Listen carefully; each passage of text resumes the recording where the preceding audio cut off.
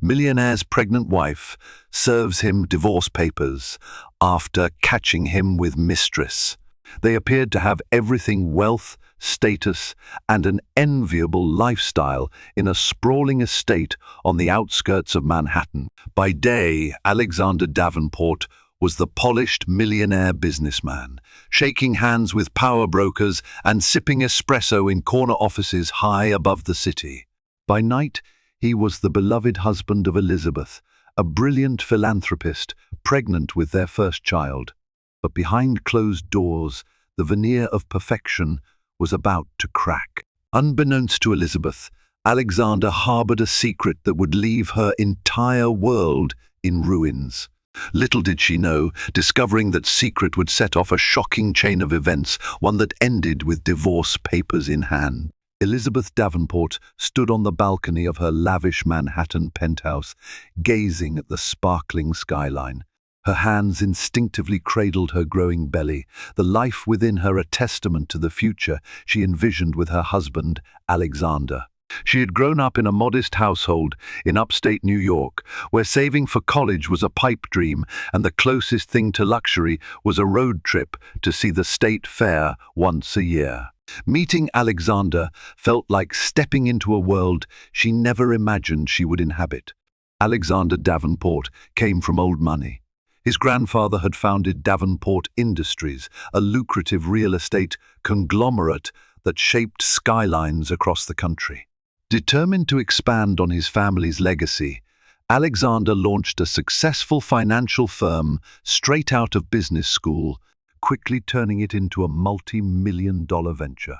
He was the type of man who, at any social event, would light up the room simply by entering. Tall, charming, with steel-grey eyes that promised confidence, Alexander was beloved by many, envied by more, and truly known by very few. In the early days of their relationship, Elizabeth was enthralled by Alexander's magnetic presence, yet she always had a hint of caution in her heart, for she had learned from her mother, who had been abandoned by her father, that wealth and power did not guarantee loyalty or love. Despite her concerns, she was captivated by his ambition, his lavish surprises, and the aura of safety he managed to exude. So when he proposed amidst a candlelit dinner at the Rainbow Room, she believed fate had conspired to offer her a fairy tale ending. But as Elizabeth stood on the balcony, she couldn't ignore the subtle changes in Alexander's behavior. She felt an inexplicable distance growing between them. He had once been so attentive, rushing home from meetings to share anecdotes about his day, insisting they eat dinner together, even if it was at midnight.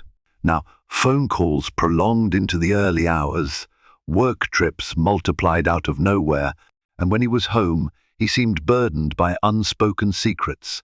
The signs were too many. His phone calls, taken behind closed doors in the study, ended abruptly whenever she appeared.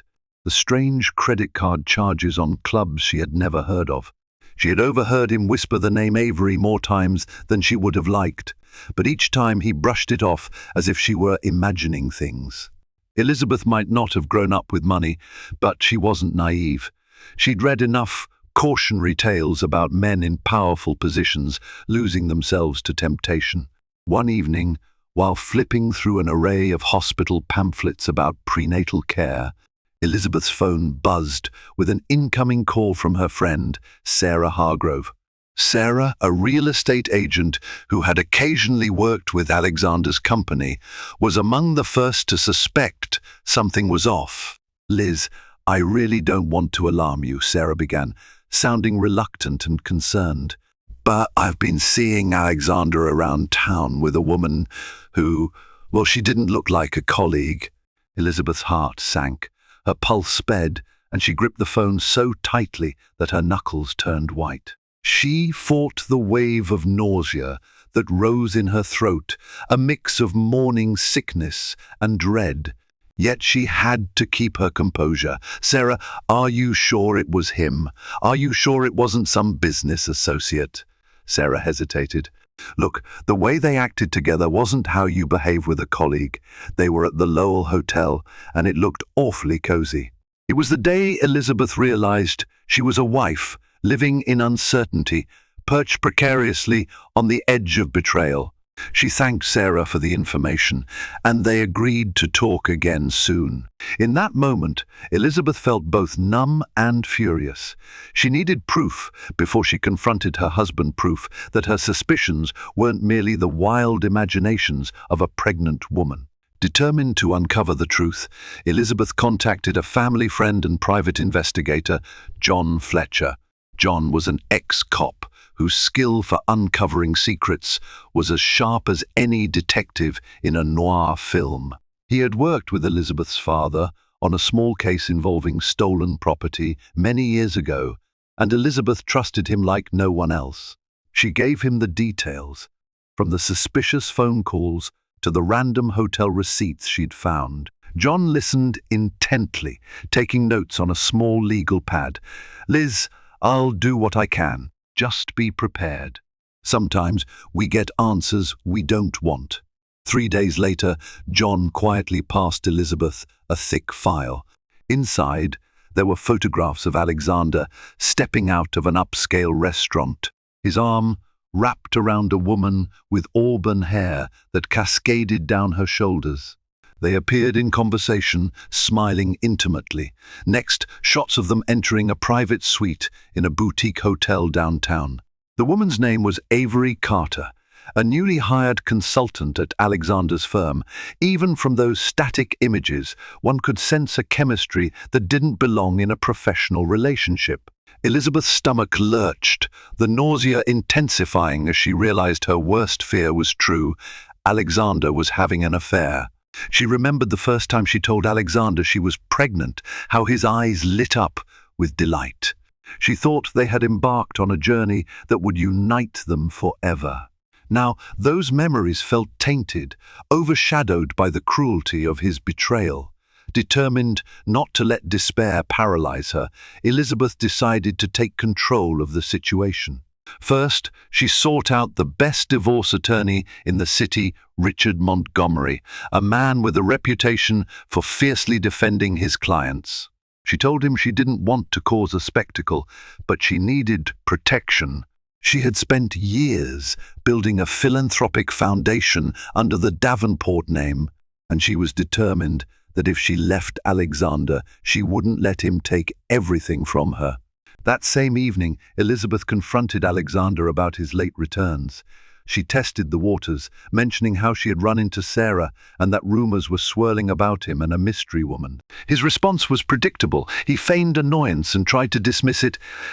"It's business, Elizabeth. Nothing more. You know how gossip spreads in this city." She looked into his eyes, searching for a flicker of remorse or even fear. Instead, she found only well-practiced denial.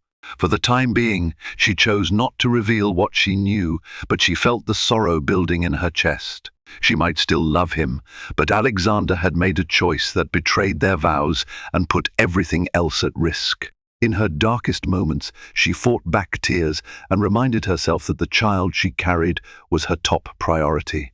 The baby deserved a mother who was strong, emotionally stable, and capable of providing a nurturing environment, even if that environment no longer included Alexander. Avery Carter was more than a random fling. Elizabeth discovered through John Fletcher's investigation that Avery held an impressive academic record with degrees in finance and marketing.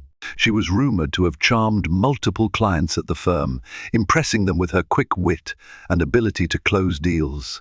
Most unsettling, however, was Avery's relationship history, a messy series of entanglements with wealthy, powerful men. She had a knack for sidling her way into their lives, just as she positioned herself for career advancement. Elizabeth's heartbreak deepened when she heard from mutual acquaintances at charity events that Avery was being introduced as a close friend of Alexander. The whispers grew louder. Avery was not just a passing affair. She was making her presence known. Alexander even placed her on the board of the Davenport Foundation, a move that outraged Elizabeth behind closed doors. In an effort to maintain composure, Elizabeth continued attending her philanthropic engagements. She poured herself into her foundation's cause, providing educational opportunities for underprivileged children. Each donation she secured felt like a temporary bandage for her emotional wounds. Still, she couldn't help but notice the pitying glances from some of the city's elite.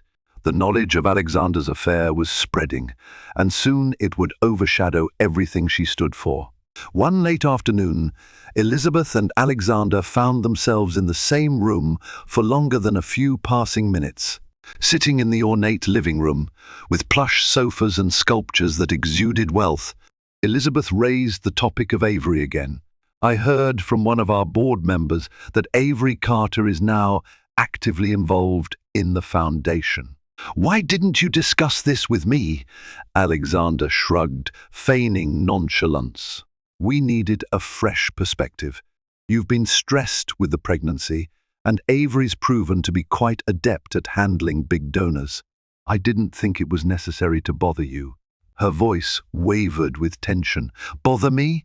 Alexander, I built that foundation from scratch. Isn't it common courtesy for the founder's knowledge to be considered when appointing someone to a senior position?" He folded his arms. "We're both working toward the same goal here, Elizabeth. And with a child on the way, I just want the best for our family and our foundation." The hypocrisy of his words stung like salt in an open wound. She took a deep breath, resisting the urge to explode. "Just remember, I have a voice in these decisions too," she said, forcing a calm tone she didn't feel. Alexander said nothing, opting instead to look away, his jaw tightening. As he walked out of the room, Elizabeth felt an unspoken war brewing between them. She was no stranger to adversity, but this was different. The father of her unborn child was lying straight to her face, bringing his mistress into their shared public life, and expecting Elizabeth to remain silent. That night, while Alexander was out, presumably with Avery, Elizabeth scrolled through old photos of her and Alexander's early days. She saw memories of their trips to Europe, philanthropic galas, and the day he first spoke about building a family. Tears pricked at the corners of her eyes. She whispered to her unborn child, promising she would protect them at all costs. Her next step was clear. She would gather every piece of evidence she needed to secure a strong case for divorce. With John Fletcher's help, Elizabeth compiled a damning dossier of Alexander's indiscretions.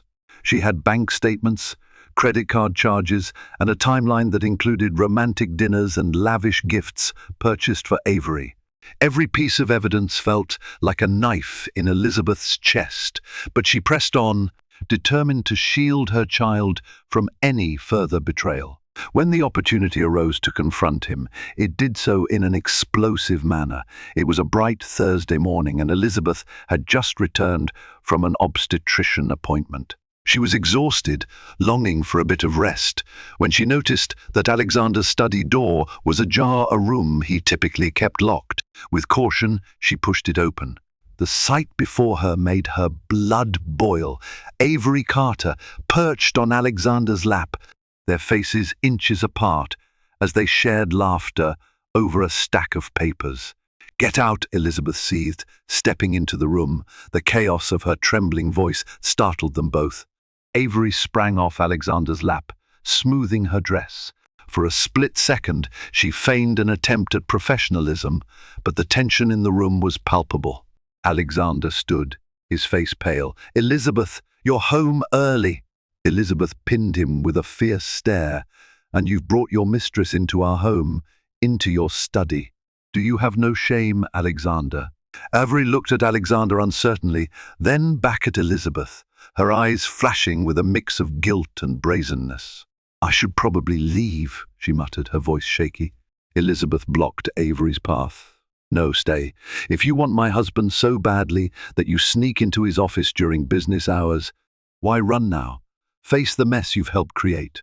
Alexander placed a hand on Elizabeth's arm, but she shrugged it off. "Elizabeth, let's not make a scene," he pleaded. She let out a cold laugh. "A scene? You're worried about making a scene? You've already made a spectacle of our marriage, Alexander. You lied to me, you disrespected me, and now you're practically flaunting your affair right under my nose."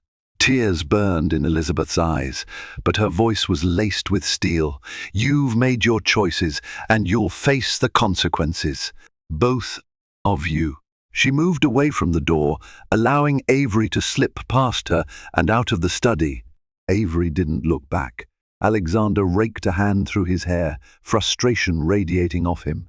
"You have no idea what it's like, Elizabeth. The pressures I'm under, running the business, the foundation, the board. You've been so focused on the baby that you've left me out in the cold. It's lonely being me." Elizabeth felt a wave of disgust. "Poor you," she said, sarcasm dripping from her words. "While I've been creating life and continuing my work for the foundation, you've been finding comfort in another woman's arms." He tried to speak, but she silenced him. "I'm done, Alexander. I don't want to hear excuses or apologies. I'm speaking with my attorney, and I'm filing for divorce." The announcement hung in the air, a final bullet fired in the war of words. Alexander looked stunned, as if he never truly believed she would go that far. She turned to leave the study, tears finally breaking through her composure. In that moment, she realized that the marriage she thought was unbreakable had disintegrated into a facade of betrayal and lies, and she was no longer willing to play the role of the dutiful wife who turned a blind eye. The morning after the confrontation, Elizabeth awoke in the guest bedroom. She couldn't bear to sleep in the same bed she once shared with Alexander. She felt hollow, even as her child's soft, fluttering movements reminded her she wasn't alone. Determined to stay strong, she called her attorney, Richard Montgomery, and set the wheels in motion. She wanted Alexander served with divorce papers, and soon. In the meantime, John Fletcher's investigations took a deeper turn. He discovered that Avery wasn't only entangled with Alexander romantically. She also had her eyes on a high-stakes development project Alexander was bidding on. The project, a massive commercial residential venture in the heart of Brooklyn, promised to double Davenport Industries' income if it went through. And Avery, thanks to her intimate relationship with Alexander, had inside knowledge that could give her an edge in the corporate arena. She was quietly assembling her own consortium of investors, positioning herself as a major competitor to Alexander if things soured.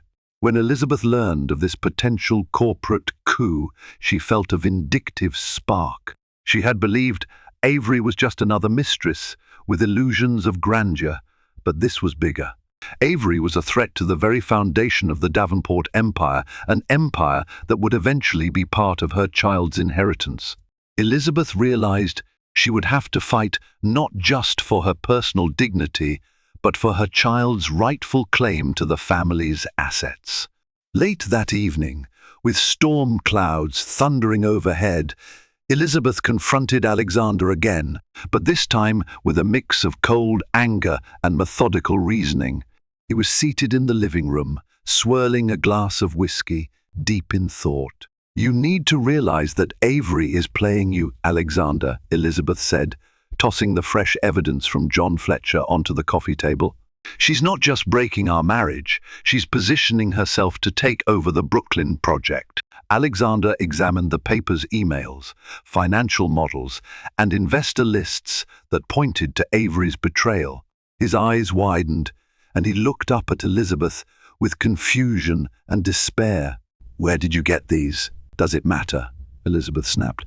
"All that matters is that you're putting everything you've worked for at risk: your business, your reputation, and your family's legacy.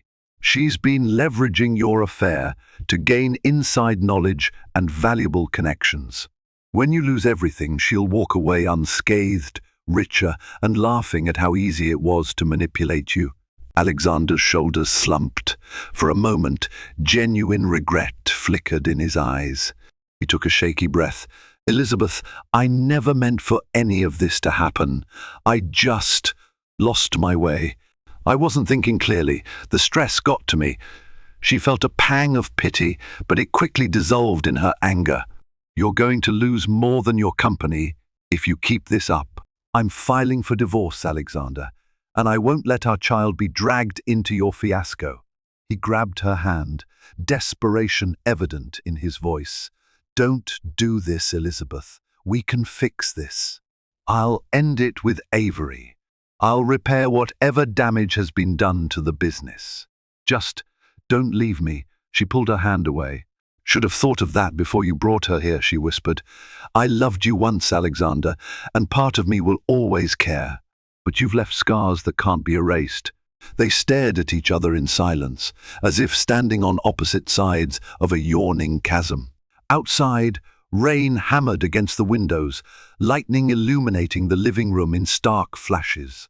Everything felt surreal. Despite the heartbreak, Elizabeth held firm in her resolve. She would protect her child, secure her financial future, and walk away from a marriage that no longer existed in spirit. 2 weeks passed, each day marked by emotional distance and strategic maneuvering. Alexander, in a bid to salvage his reputation, had begun phasing Avery out of the company's biggest projects. He cancelled her board membership at the Davenport Foundation, citing creative differences. Yet the tension between him and Elizabeth was a constant undercurrent, obvious to anyone in their household. On a crisp Friday morning, as the sun cast a pale glow over the penthouse's marble floors, a uniformed process server walked into Alexander's office at Davenport Industries. His name tag read Thomas Lynch, and he clutched a manila envelope stamped with the law firm's insignia. The staff looked on in hushed curiosity. When Thomas stepped inside Alexander's office, Alexander was in the middle of a conference call, his senior associates on speakerphone. Thomas cleared his throat. "Alexander Davenport?" Alexander nodded, confused. "Yes, that's me." With a calm professionalism, Thomas handed him the envelope. "You've been served." Alexander's cheeks reddened. His hand trembled as he ended the call abruptly and opened the envelope. His eyes scanned the pages of the divorce, filing Elizabeth's name glaring at him in the heading. It was official. She had pulled the trigger on the dissolution of their marriage, citing adultery, emotional distress, and irreconcilable differences. Word spread across the company floor like wildfire. People pretended to remain focused on their work, but whispers were exchanged at the water cooler. Some felt sympathy for Elizabeth, others worried about the future of the firm. Alexander slammed the door to his office, bracing himself against the heavy wood, breathing in ragged gasps. A few floors above, Elizabeth stood in her foundation's main conference room, going over scholarship applications. She paused, glancing at the clock on the wall. She knew the exact moment the papers would be served, and she felt a wave of mixed emotions: relief, fear, sorrow. But above all, she felt a sense of resolution. The charade was over. She was done being the silently suffering wife. An hour later, Alexander stormed into the foundation's office. Security guards recognized him as the building's owner, but were still startled by his enraged demeanor. He confronted Elizabeth in her private office. "I can't believe you did this," he spat, tossing the papers onto her desk. "You couldn't wait? You had to serve me at my company, publicly humiliating me." She met his gaze calmly. "You humiliated me first, Alexander. We agreed you'd receive the papers this week. That's the standard procedure, serving them at a designated location. I'm sorry if it stings your pride, but did you think I'd quietly hand them over at home and let you hide the truth? This is a legal process. Don't confuse it with personal convenience." He stared at her for a long moment, the gravity of the situation sinking in. "I'll contest it." "You won't have it easy, Elizabeth. I'll fight for custody, for the foundation, for everything." She sighed, exhaustion lacing her voice. "You have every right to fight, Alexander. But do you really want the world to learn about Avery's involvement in the breakdown of our marriage?" Do you want the dirty details leaked to the media? Because that's exactly what will happen if you force a messy court battle. His anger turned to despair. "I never wanted this," he whispered. Elizabeth's eyes softened for a fraction of a second. "Neither did I. But here we are." He left, and Elizabeth slumped into her chair. The legal battle had only just begun, and she braced herself for the turbulence ahead. But despite the heartache, she felt a sliver of empowerment. She had taken control of her own destiny, refusing to let Alexander's betrayal define her or her baby's future. With the divorce looming, alliances began to shift in their social circles. Some of Alexander's business associates distanced themselves, wary of the potential fallout from a messy public scandal. Others attempted to curry favor with him, hoping to pick up the financial scraps from the Davenport empire if it began to crumble. In Elizabeth's world, friends reached out with supportive texts and invitations to lunches. Sarah Hargrove, the one who had initially tipped her off, became a steadfast companion. They often met at a quiet cafe near Central Park, where Elizabeth would sip decaf lattes, and Sarah would offer practical advice. "You need to protect yourself, Liz. This city can be ruthless, especially when it comes to high-profile divorces. Don't trust anyone you're not certain about." Meanwhile, John Fletcher uncovered more about Avery Carter's machinations. She had formed a shell corporation called AC Holdings and had begun courting major investors in Japan and the Middle East, positioning herself as a key developer in New York. It appeared she was no longer relying solely on Alexander's influence. She was forging her own path, using the affair as a launching pad for her career. Avery also seemed eager to publicly humiliate Elizabeth. Social media was abuzz with rumors, many of them planted by Avery's associates. Gossip columns hinted at a wealthy businessman's wife who was allegedly incompetent, paranoid, and overshadowed by a more dynamic mistress. The headlines, "Billionaire's bumbling wife fails to see her husband's needs, mistress steps in," ignited a firestorm of online chatter. Elizabeth had always avoided the tabloids, but now she found herself being roasted in the court of public opinion. Richard Montgomery advised Elizabeth to maintain a dignified silence. "Don't stoop to her level. Our case stands on solid evidence of adultery and financial misconduct. Let her use her cheap tactics in the press. We'll use the law." Despite her attorney's assurances, Elizabeth felt the strain. She was 7 months pregnant, her body changing, her emotions on high alert, and her marriage in tatters. Yet she refused to crumble. She continued to run her foundation, meeting with potential donors, overseeing scholarship applications, and ensuring that her philanthropic work remained unaffected. In her free time, she prepared for the baby's arrival, buying tiny clothes, setting up a nursery in the penthouse, though a pang of sadness always accompanied the thought that this might not remain her home. Meanwhile, Alexander waged a clandestine war against Avery. He called in favors with city officials, tried to block Avery's construction permits, and even circulated rumors about her shady dealings. It was a risky move, as it could blow back on him if the truth of their affair was fully exposed.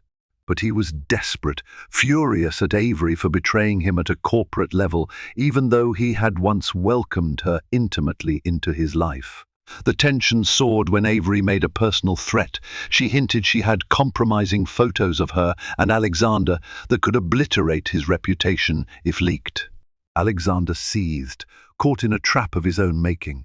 As for Elizabeth, she watched from the sidelines, uncertain whether to feel satisfaction at watching Alexander suffer or to pity him for becoming a pawn in Avery's twisted game. One afternoon, Elizabeth received a letter in the mail, an old-fashioned envelope addressed in sweeping, graceful handwriting. She recognized the return address: Davenport Manor, Alexander's ancestral home in Connecticut, where his grandmother, Constance Davenport, lived. Constance was a formidable woman who had once been the toast of high society. She was known for her regal bearing, her firm sense of propriety, and her devotion to the Davenport legacy. She and Elizabeth had never been especially close, but they had shared a mutual respect. The letter read, "My dearest Elizabeth, the first heard about the troubles you and Alexander have been facing. It pains me to see our family name dragged through such turmoil, particularly when you are carrying my great-grandchild. Please allow me the privilege of your company at Davenport Manor this weekend. There are matters of legacy and inheritance that we must discuss in person." With respect, Constance Davenport Elizabeth pondered the invitation for hours. Part of her resented the Davenport family's insistence on controlling everything, including her unborn child's future. Another part recognized that Constance might be an ally in securing financial stability for the baby. In the end, Elizabeth decided it was worth the trip. That weekend, she traveled by town car to the manor, a sprawling estate with manicured hedges and a fountain that seemed to sing a melody of old-world elegance. Constance greeted her at the entrance, regal in a dark green dress, her silver hair swept into a chignon. "Elizabeth, dear," Constance said, offering a cool kiss on the cheek. "Thank you for coming." They adjourned to a sunlit drawing room overlooking the rose gardens. A servant brought tea and biscuits. Constance wasted no time on small talk. "I won't pretend to understand the complexities of your relationship with Alexander," she began, "but I know he has wronged you, and I won't condone his behavior. My heart aches for my future great-grandchild, who will be born into this unpleasant scenario." Elizabeth sipped her tea, trying to maintain composure. "I'm doing what I must to ensure the baby's well-being." Constance nodded, her gaze piercing. "That is precisely why I've asked you here. Regardless of the divorce, this child will carry Davenport blood. I cannot allow scandal or corporate infighting to tarnish their inheritance. The manor, certain trusts, and family heirlooms are meant to be passed down. I want to make sure these assets are protected for the next generation." Elizabeth blinked in surprise. She hadn't expected such directness. "I would welcome any assistance you can offer, Miss S. Davenport. I just want what's fair for my child." "Then let us speak plainly," Constance said, setting her teacup down with a soft clink. "Alexander has disappointed me, but I cannot fully turn my back on him. He remains my grandson. Yet I see in you the better qualities: resilience, compassion, and moral fortitude. If you allow me, I'd like to set up a trust in the child's name, a measure to ensure the baby's future is secure, regardless of any legal battles." Emotion swelled in Elizabeth's chest. She realized that beneath the frosty exterior, Constance was trying to do right by her family's legacy and by her future great-grandchild. One, appreciate that. Truly, they spent the remainder of the afternoon discussing the specifics. Constance offered her lawyers to coordinate with Richard Montgomery, ensuring that the trust couldn't be compromised by Alexander or Avery. By dusk, Elizabeth left Davenport Manor with a sense of cautious optimism. Perhaps not all was lost. Perhaps her child's future would still carry a piece of the Davenport legacy in a respectable way. The day of the preliminary divorce hearing arrived. Tension hung thick in the air as Elizabeth and Alexander faced each other in a conference room at the courthouse, accompanied by their respective legal teams. The goal was to determine temporary arrangements for finances, living situations, and, most importantly, the unborn child. Richard Montgomery presented Elizabeth's case with precision, detailing Alexander's infidelity, the emotional toll on Elizabeth, and the necessity for spousal support, especially given her advanced pregnancy. Elizabeth, sitting quietly, tried to keep her composure. She knew the law would favor her in many ways, but that didn't make the process any less painful. On the other side, Alexander's attorney, Janet Kleinman, attempted to undermine Elizabeth's claims. She painted Elizabeth as overly sensitive and focused on her philanthropic interests to the detriment of her marriage. She argued that Alexander remained a responsible partner in all financial matters, that the affair was brief and regretted, and that no reason existed to impose draconian financial restrictions on him. Alexander himself remained mostly silent, shooting Elizabeth occasional glances that teetered between guilt and regret. When the magistrate overseeing the case questioned him, he offered vague contrition. "I recognize my error in judgment. I want to make amends and be there for my child." Richard Montgomery smoothly countered with documents proving Alexander's ongoing association with Avery Carter and the suspicious funneling of money through a joint investment account. The mention of Avery's name electrified the room. Janet Kleinman protested, claiming the documents were circumstantial, but the damage had been done. The court established a temporary arrangement. Alexander would provide spousal support, maintain Elizabeth's health insurance, and refrain from depleting any joint assets. A hearing date was set for a more permanent settlement. Elizabeth exhaled, relieved at the favorable initial outcome. As they all filtered out of the conference room, Alexander approached her. "I mean it," he said, eyes downcast. "I'm sorry." She studied him, searching for sincerity. "I hope you are, for our child's sake." With that, she left, surrounded by her legal team. Outside, the paparazzi and reporters swarmed, snapping pictures, shouting questions about the scandal. Elizabeth kept her head high, ignoring the flashes. Sarah Hargrove ushered her into a waiting car, urging her to focus on staying calm for the baby. Back at the penthouse, Elizabeth gathered her things. She decided it was best to move out, at least temporarily, for her own mental health. The environment was toxic, and even though the court had not mandated that she leave, she felt suffocated in a place that once symbolized love and security. With Sarah's help, she found a modest yet comfortable apartment on the Upper West Side, a place she could decorate for the arrival of her baby without the ghosts of betrayal looming around every corner. In the wake of the hearing, Avery Carter found her star dimming. Corporate clients who had once admired her strategic mind discovered they didn't appreciate the negative publicity swirling around her. She had become tabloids' favorite villain, the seductress who broke up a millionaire's marriage. Worse, Alexander's legal counsel found ways to block her from acquiring crucial permits for her real estate projects. City officials, influenced by Davenport political contributions, dragged out her applications. Investors grew jittery. Avery attempted a comeback, hosting a lavish cocktail party at the penthouse she'd recently purchased downtown. She invited financiers, entrepreneurs, and the media. She hoped to spin her narrative, a successful businesswoman unfairly targeted by outdated social norms. But word got out that Alexander Davenport might file a lawsuit against her for breach of fiduciary duty, given her alleged insider maneuvering. Many attendees feared picking sides in a battle with the powerful Davenport name. The party turned into a flop, with more than half the guest list making last-minute excuses.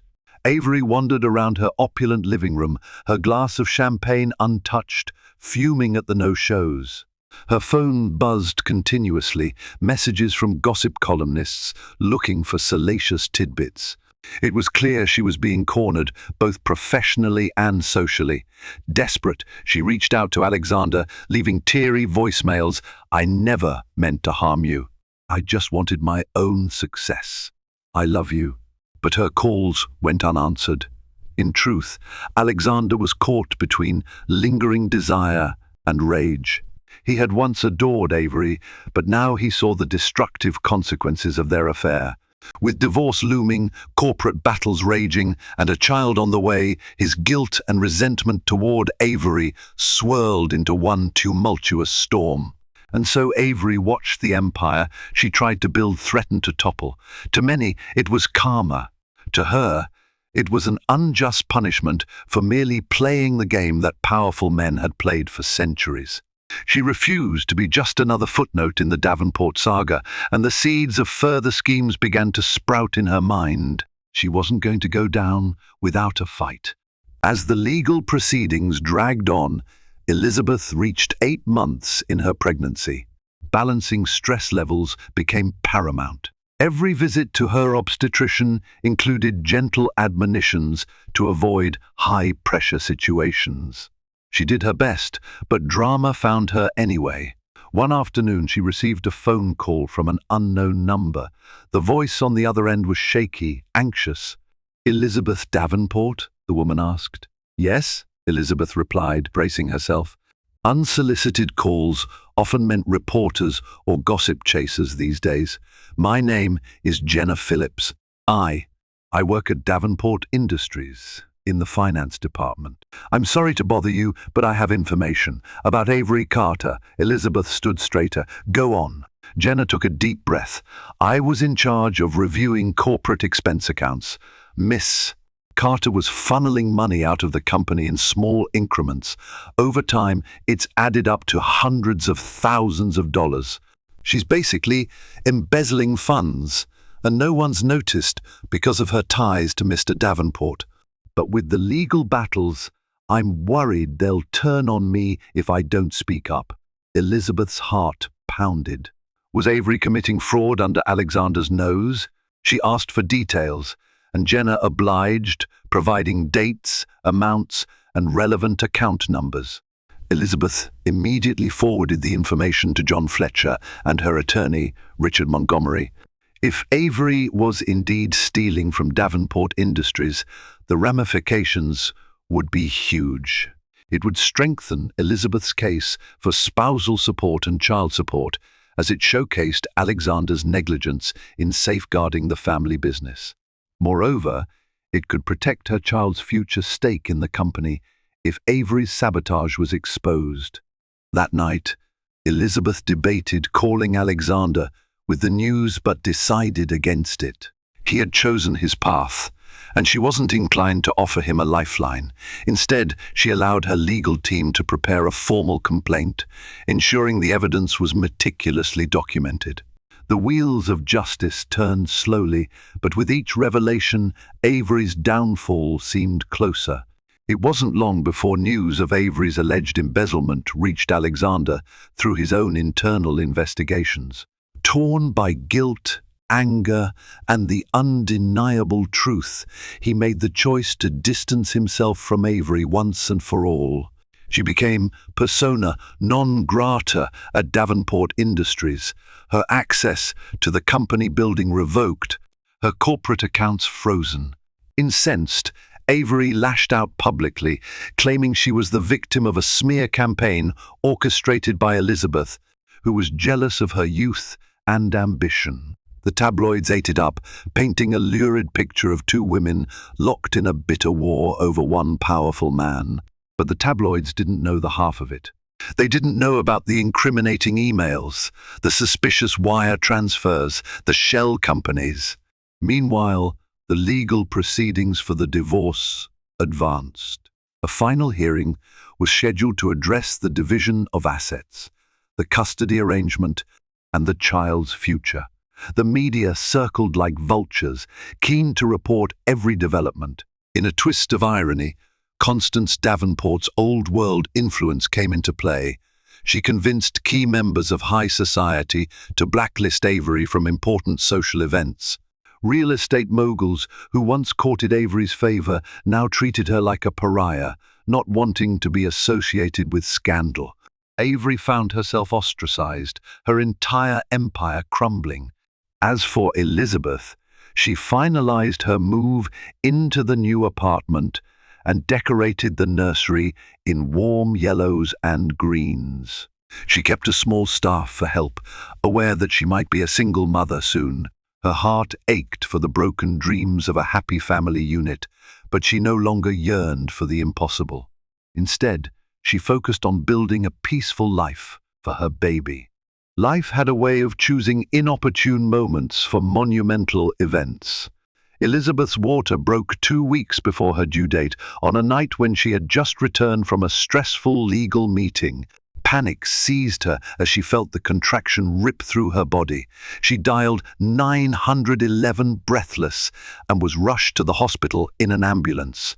Word traveled quickly. Sarah rushed to the hospital, offering support and comfort. John Fletcher was there too in the waiting room, ready to relay any necessary messages to her lawyer. Even Richard Montgomery sent flowers, acknowledging this pivotal moment. The only person who wasn't there at first was Alexander. Elizabeth labored for hours, sweat coating her brow, pain overwhelming her senses. Nurses and doctors attended her diligently, monitoring the baby's heart rate. In the midst of the contractions, she thought about how she had once pictured this moment with Alexander by her side, holding her hand, whispering words of encouragement. Instead, she was flanked by friends and staff, tears of frustration mixed with the excruciating physical strain. Suddenly, Alexander burst through the door, face flushed, hair disheveled. He had been alerted by Sarah, who felt he needed to be present, whatever Elizabeth might think of him. Elizabeth looked at him through hazy eyes, uncertain of how she felt. Did she want him here after everything? Could he possibly provide any comfort? He approached the bedside hesitantly. "Elizabeth, let me help, please," he whispered, placing a hand on her shoulder. She was in too much pain to argue, and some part of her still felt that their child deserved this final gesture of unity. Nodding weakly, she allowed him to stay. He held her hand, wiping the sweat from her brow, coaching her to breathe. After intense hours of labor, a piercing cry filled the room. A nurse announced, "It's a boy." The baby was placed on Elizabeth's chest, a tiny, wriggling miracle. Tears streamed down her face. Alexander gazed at the newborn, his own eyes brimming with emotion. In that singular moment, the weight of their conflict faded into the background, overshadowed by the primal bond they both felt with their child. Elizabeth's recovery was swift, and she was soon transferred to a private room. Flowers from Constance and other well-wishers arrived in droves. Alexander lingered, unsure if he had the right to remain close, but Elizabeth, to his surprise, permitted him to visit the baby. In the soft glow of hospital lighting, Alexander sat by her bedside, holding their son in his arms. The baby, named Caleb Alexander Davenport, had a delicate tuft of dark hair and inquisitive eyes that peered up at the new world. Elizabeth watched carefully. She saw Alexander's face transform, filled with wonder and devotion for the child. "He's perfect," Alexander whispered, tears threatening to spill. "Elizabeth, I'm sorry for everything. I can't undo what's been done, but I want to be a father to him." She studied him, weighing the sincerity of his words. "That's good, Alexander," she said quietly, "because he'll need a father, whether or not we remain husband and wife." He nodded, holding Caleb gently. "I want to support you both, to do right by you and him. I'll agree to any fair arrangement. Just let me be part of his life." This truce felt like the eye of a hurricane, peaceful but surrounded by the chaos they'd created. Still, Elizabeth welcomed it, for the baby's sake. She didn't know if she could ever truly forgive Alexander, but she saw the sincerity in his eyes when he looked at their child. A month passed, filled with late-night feedings, pediatric checkups, and the small joys and stresses of new parenthood. Elizabeth, with the help of a nanny, adjusted to life with an infant. Alexander visited frequently, taking advantage of every chance to bond with Caleb. Yet the distance between him and Elizabeth remained. The wounds were still fresh. At last, the final divorce hearing arrived.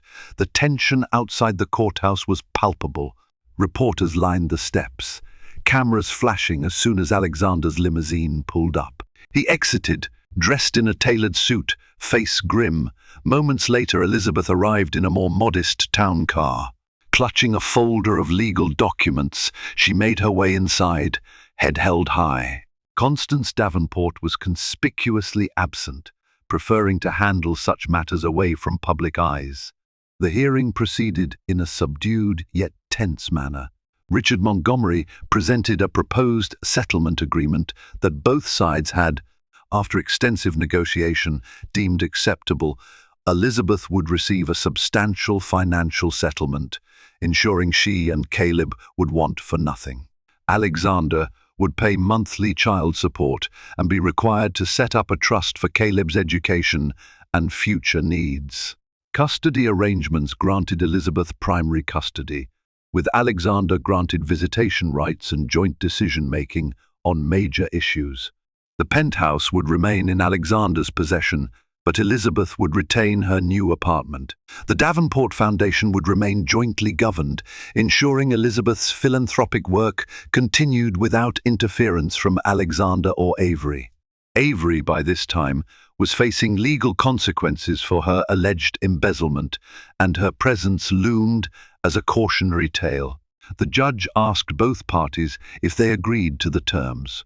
Alexander looked at Elizabeth, swallowing hard. "I agree, Your Honor." Elizabeth, arms folded over her chest, nodded as well. Just like that, it was over. The gavel struck, finalizing the end of their marriage. Outside, the paparazzi clamored for a statement, but Elizabeth walked past them in silence. Alexander, on the other hand, paused, issuing a brief remark. "I ask for respect for our privacy during this difficult time. My foremost concern is my child's well-being. No further comment." Free from the legal battles, Elizabeth focused on rebuilding her life. She poured her energy into the Davenport Foundation, which she aimed to rename the Davenport Thompson Foundation in honor of her late mother, Grace Thompson. This rebranding symbolized her independence and the new chapter she was forging for herself and Caleb. She moved forward with the trust that Constance Davenport had helped set up for Caleb, ensuring he had financial security. Even though she no longer wore the Davenport name in her personal life, opting legally to revert to Elizabeth Thompson, she accepted that her child would bear the Davenport legacy. Alexander, meanwhile, tried to mend his own life. He distanced himself from scandal, focusing on damage control for his company and working to reclaim lost investors. The experience humbled him, and though he remained in a world of power and privilege, he understood the fragility of the empire he once took for granted. He visited Caleb regularly, each meeting a bittersweet reminder of what he had lost, but also a testament to what he had gained fatherhood. As for Avery Carter, she faced a series of depositions and civil lawsuits that drained her finances. Her real estate ambitions evaporated, and she found herself persona non grata among the city's elite. Rumor had it she fled New York altogether, retreating to a quieter life under a different name. Whether she'd ever resurface in their lives, no one could say for sure. Months blended into a year, and Elizabeth found herself standing on a terrace overlooking the Hudson River, Caleb toddling at her feet. She was hosting a small fundraiser for the newly rechristened Davenport Thompson Foundation. The sun dipped below the horizon, casting a golden glow on the water. Guests mingled, sipping champagne, donating generously to her educational initiatives. Alexander made a quiet appearance, greeting Elizabeth with a polite nod. He scooped Caleb into his arms, making faces that caused the child to giggle. It was a picture of amicable co-parenting, something Elizabeth had once thought impossible amid the bitterness of betrayal. In a moment of privacy, Alexander approached Elizabeth. "This is an incredible event. You've done wonders with the foundation," he said, sincerity in his voice.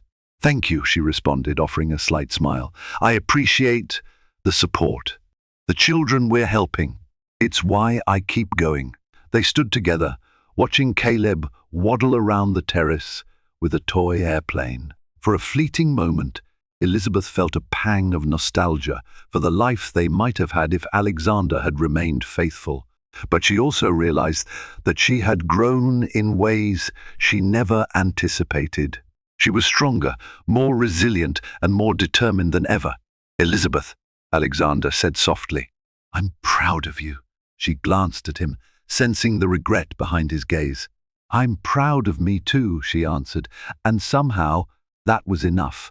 On an unassuming Wednesday afternoon, Elizabeth found herself visited by an old flame, someone she had dated briefly in college, before Alexander had swept her off her feet. His name was Mark Sullivan, and he worked as a pediatric surgeon in Chicago. They reconnected after he came to New York for a medical conference and decided to reach out. Mark was different from Alexander in every possible way, quiet, humble, and grounded. They met for coffee, and conversation flowed effortlessly. At first, Elizabeth was cautious, still nursing the scars of betrayal, but Mark's kindness and genuine interest in her and Caleb tugged at her heartstrings. He accompanied her to a children's hospital event sponsored by the foundation, entertaining the kids with magic tricks and balloon animals. Caleb took an immediate liking to him, cackling with delight whenever Mark did a funny dance or silly face. Elizabeth watched in admiration, feeling a warmth she hadn't experienced in a long time. Eventually, Mark confessed his feelings. Elizabeth, the first know you've been through a storm. I don't want to push you into anything you're not ready for. But I also can't pretend my heart doesn't skip a beat whenever I see you or Caleb. Elizabeth felt tears well up. She was apprehensive about introducing a new person into her child's life, but she also recognized that the darkest storms could give way to brighter skies. Slowly and with great care, she allowed Mark into her life, forming a bond that was based on mutual respect and genuine affection, rather than money or power. 2 years later, the scandals had largely faded from the public eye, replaced by fresher gossip. Elizabeth had established herself as a leading philanthropist. Caleb was a lively toddler, beloved by everyone around him. She had become an advocate for single parents in high society, using her platform to highlight the challenges and triumphs of balancing motherhood with ambition. The relationship with Alexander settled into a peaceful, co-parenting arrangement. He respected her boundaries, and she allowed him his share of fatherly duties. Occasionally, she caught glimpses of remorse in his eyes, the knowledge that he had let a wonderful woman slip away. But they were on separate paths now. Elizabeth had found a new partner in Mark, and though it wasn't a publicly flaunted romance, it was a stable and heartening presence in her life. As for Avery Carter, rumors placed her in Europe, living under an assumed name. Some said she was working as a consultant for shady developers. Others claimed she had found a new wealthy patron. Elizabeth often wondered if Avery would ever return seeking revenge, but in the end, she concluded that Avery's downfall was a product of her own schemes. On a crisp autumn evening, Elizabeth sat on a wooden bench in Central Park, watching Caleb feed ducks in the pond. She placed a hand over her heart, reflecting on the monumental journey she had taken in just a few short years, from a trusting wife married to a millionaire, to a betrayed spouse, to a determined mother forging her own destiny.